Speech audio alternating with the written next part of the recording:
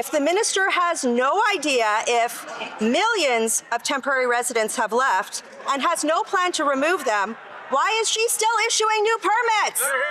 It happens again and again every day. Welcome back to Moose and Loose. My name's David. Today we've got the Liberals failing again, not making deals with a huge group of ministers from over 50 countries around the world down in America. Just another failure. We've got Melanie Joly humiliating herself again. Immigration is not getting fixed. We've got Michelle Rumpel-Garner calling this out in the House of Commons. We also got Pierre calling out the terror lords the Liberals are letting stay here. Let's jump into this. We've got this one from the Reclamaire. It says Poilievre was mocked by El Bozo, lefty elbows up Canadians, for taking a flight in an economy class seat. Mr. Carney, on the other hand, is living like a Saudi royalty courtesy of taxpayers. Over 9 flights, his in-flight catering bill is $300,000, averaging $3,400 per hour flown. So posting some data here, I mean, this is absolutely staggering. And I wanted to look at the source numbers for myself. And we have them right here on the Government of Canada website. You can see Parliament of Canada at the top here. This was a question that was posed to Parliament. It was just tabled a couple days ago. And what do we have here? So Paris, France last year, $39,000 hotel accommodations. We've got London, England, $36,000. Washington, D.C., $48,000. Holy See, $133,000. Netherlands, $141,000, and Brussels, $73,000. And though there's also here cost of in-flight catering. France, it was $7,000. London, $52,000. $21,93, $49,33. Another $16,000, $24,000. I mean, this is so wasteful. How do you spend $52,000 on catering, in-flight catering? What are they eating? Golden crusted escargot and caviar? Bread freshly made in France and then shipped over to them? I mean, we have Canadians, 2.2 million people going to food banks every month, and this is what they're spending our money on. Jumping over to another committee, you got to check out this clip. Last question. Would you personally drive a Chinese-made EV? Yes or no? You wouldn't? I said, would you? But my question is, I'm the one asking the questions here. You're the one answering. I'm asking a question You're to the government. you. I'm asking you. You're here to answer our question. The point of the committee is that the committee members ask you questions. I'm willing to Are you drive serious? a very great... You're asking me? I'm asking One you. person at a Canadian time. People are Please, asking you. MP Ho, your time is up. MP Ho, your time is up. I'll just finish, Chair. I'm willing to drive a great Canadian-made vehicle, and that will be my focus. I hope Minister? it's yours. So you won't. This is outrageous. She's asking questions now. That's not how the government works. I believe a Conservative representative should be in attendance at all these so-called meetings overseas to keep in Canada's best interest. Yeah, I mean, that's what we should have, is a Conservative and an NDP in a bloc should all be allowed to be visiting all of these meetings to know what's going on. Typical Liberals, rules for thee, not for me. Next up, we got the situation where Anita Nand went down to America. There's a critical minerals gathering here, as it says, international gathering taking place after Trump announced Monday the launch of Project Vault, a strategic reserve for rare earth elements. And basically, Anita Nand did not join us up for this. Vice President J.D. Vance told a room filled with foreign ministers and officials at the U.S. State Department the goal to diversify global supply in the critical minerals market will strengthen the partner countries who help all of us in the shared effort. We're all on the same team, Vance said. And while Canada defers spot in U.S. critical minerals pact, this is getting ridiculous. And why there is no agreement coming out of this between Canada and the United States when key allies like Europe, Japan, and Mexico seem to have reached some sort of an understanding? Well, to begin, David, Canada's only signing deals that are favorable to our economic and our national security interests. We're not looking to sign sector by sector deals, and we are looking forward to the comprehensive CUSMA review. We do need to understand the composition of what the U.S. is putting on. And why there is 50 countries show up here to do this, signing agreements, and we're not one of them. At what point do Canadians come to the conclusion the Carney government is deliberately killing Canada's economy? I don't know. Hopefully soon. This is outrageous. These Liberals need to go. There has to be something in our laws in Canada that states when the government is actively destroying the country, they can be removed. This just has to be. I agree. There should be some sort of referendum vote that we can hold to get rid of a corrupt government. From failed economic Liberal policy to failed immigration Liberal policy, Liberals have unleashed an extortion crisis by allowing Bishnoi gangsters into our country without screening. Now, they are allowing them to stay here by even after they're convicted if they make a phony refugee claim. Conservatives moved a motion at committee to kick extortionists out of our country after they've been convicted. Liberals voted it down. Wow. Will they join with us, stop obstructing, pass an amendment to the law so that we can kick extortionists and fake refugee claimants out of Canada?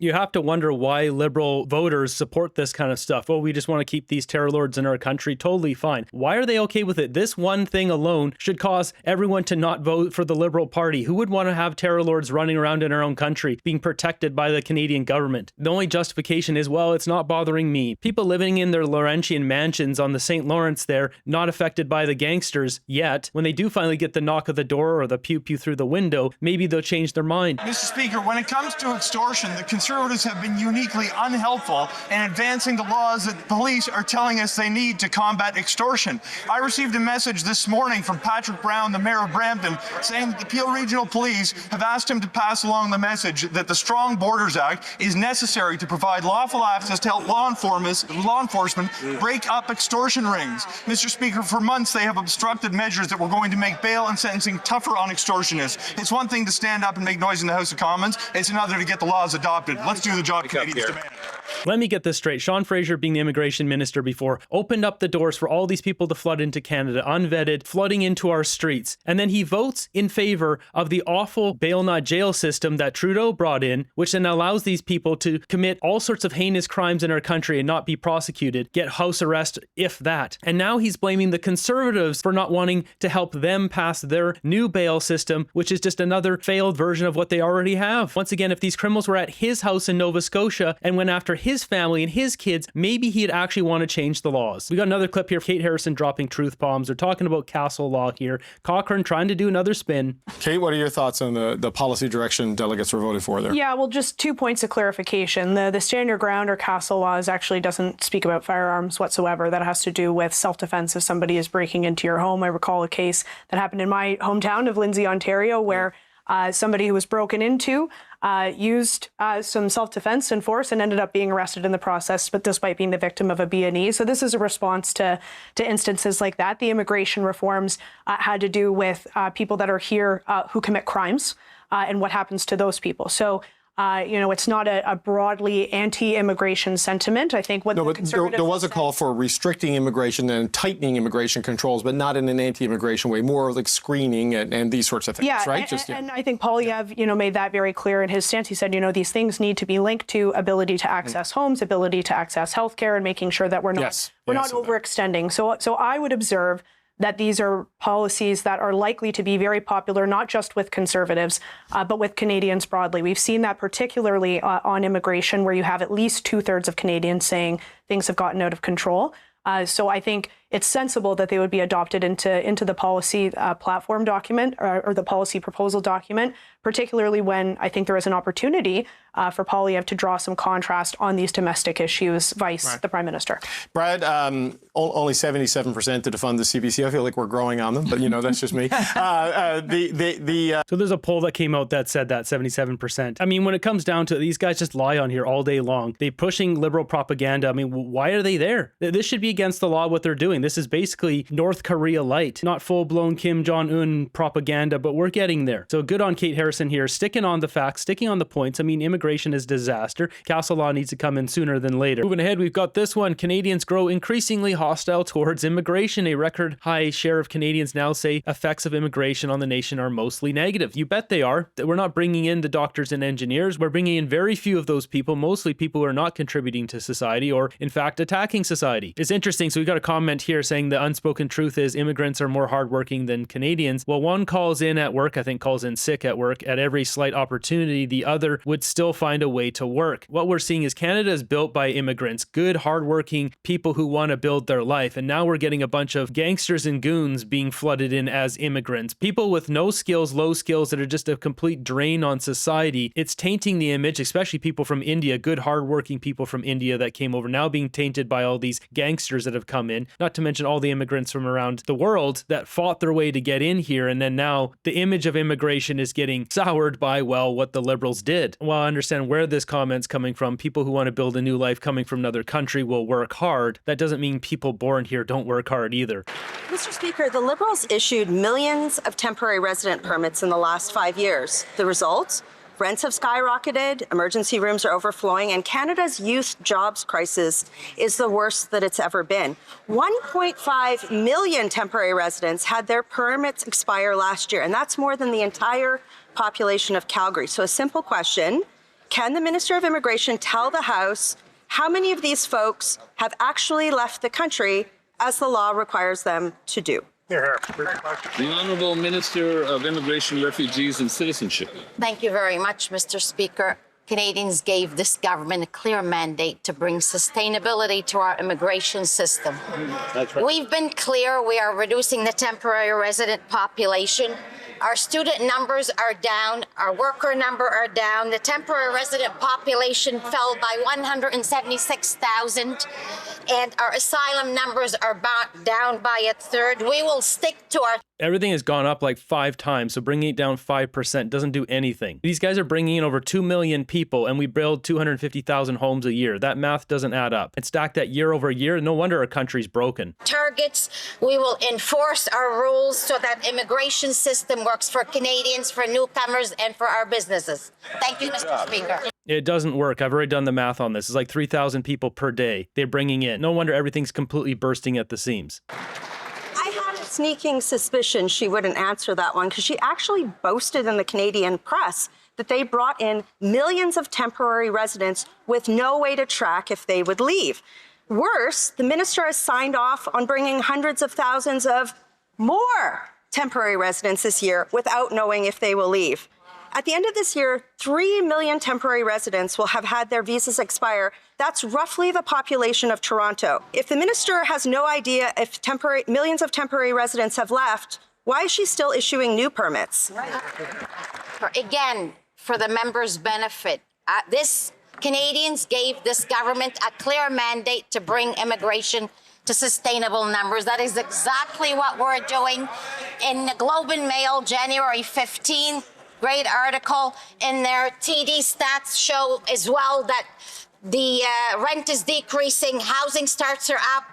Oh yeah, the Globe and Mail, also quoting TD. The Globe and Mail just posted this on X. Opinion, so many traditional Tories now supporting Carney Liberals. Letter to the editor. And I went off on them here. I said, it's astonishing how you haven't called out a single one of Carney's conflicts of interest and call yourself Canada's National News Organization, which is what it says here when you look at right there, Canada's National News Organization. Why is some non-journalist Canadian citizen doing a better job than your entire news organization at investigating our Prime Minister? And you can see here, just in a matter of 1 hour, I've already ratioed their entire post. 194 likes on theirs. I have 324 in 1 hour. Our media is completely corrupt. There's been economic recovery. We're bringing more population to our rural communities through our rural immigration pilot, as well as the Francophone immigration. We are here to strengthen our communities, bring labor gaps, and fill those when needed. Thank you.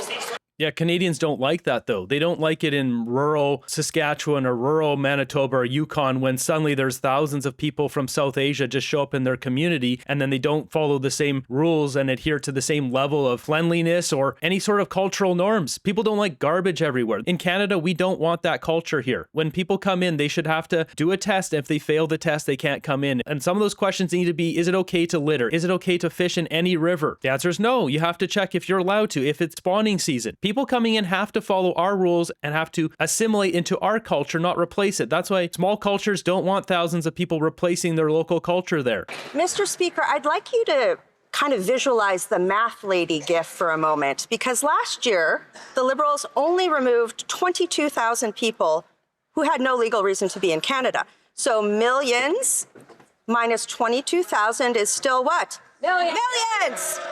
I'll ask again. If the minister has no idea if millions of temporary residents have left and has no plan to remove them, why is she still issuing new permits? It's going to be a test today. The Honourable Minister. Monsieur le Président, comme j'ai dit, notre mandat. As I said, she just got humiliated, so she switches to French. No clean soundbite. Our mandate is clear. Canadians gave us a clear mandate. Clear mandate is to get out of government. There's your mandate. We are working to re-establish a firm immigration system. Recent data has shown that the population has gone down. Temporary residents have... This is all nonsense. So, yeah, we reduced it by 10 people, so don't worry. We brought in millions. We reduced it 22,000. Like, give me a break. Got this one here I thought was interesting from Shazi Goli. Canadian-born, no street candy, no record. Willing to do any job. 43,000 applications, 0 offers. This is what the job market looks like in Canada today. This is posted on Reddit. You know, it's not confirmed, but it is what it is. It's a post. Recently unemployed applied to 4,300 jobs and nothing. Construction, nothing. General labor, nothing. Tim Hortons, HomeSense, mall security, nothing. Heck, tried Uber. Apparently in my area is saturated and I cannot apply now. I should try later with other apps. Did I do something wrong? Am I doing something wrong? The only thing this person could have done wrong is vote for the Liberals. This is just sad. 400 IT job applications, 3 phone call interviews by recruiters, 2 turned out to be sales calls for IT certifications. 3rd made it to Zoom, who tried to pitch me on IT certifications. I mean, what do we do? Our country is falling apart here. Crazy. We must do something as Canadians to redynamize the job market. Yeah, it's vote out the Liberals. That's what we got to do.